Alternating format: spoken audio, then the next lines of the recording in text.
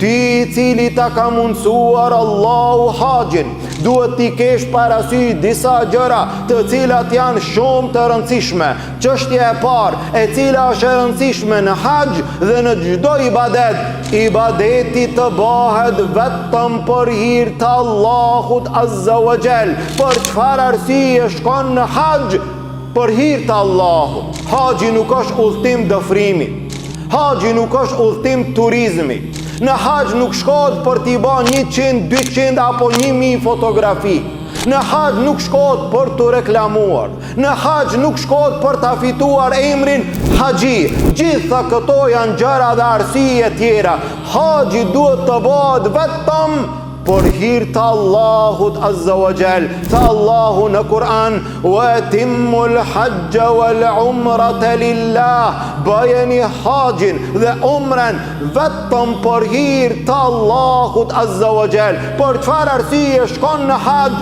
Për hir të Allahut Azza wa Jall. Gjithashtu të jesh falëndërues ndaj Allahut. Thuaj elhamdulillah o Zot që ma mundsove mua në mesin e qindra apo mira muslimanve, mua më dallove, mua më dhurove, mua më ngrite që une këtë vit të jem I privilegjuar në mesin e pak atyre haxhinve të cilët do të nisen për në haxh.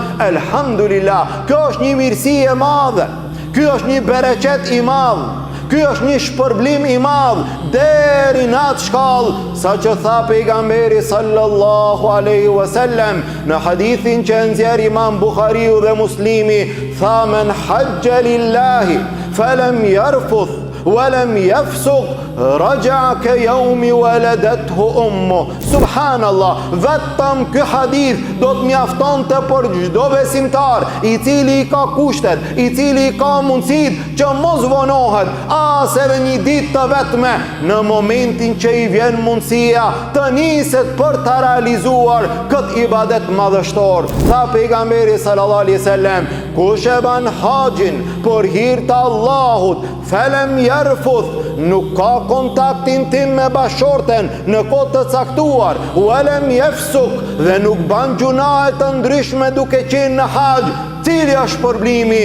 Raja ke yaumi waladathu ummu, kthehet prej haxhi si ditën të cilën e ka lindur nana e tij pa gjunahe. Subhanallah, çfarë shpërblimi është ky? Çfarë mirësi është kjo? Çfarë madhështi është kjo që nxit besimtarin që të mundohet ta realizon për hir të Allahut Azza wa Jall këtë ibadet të madh.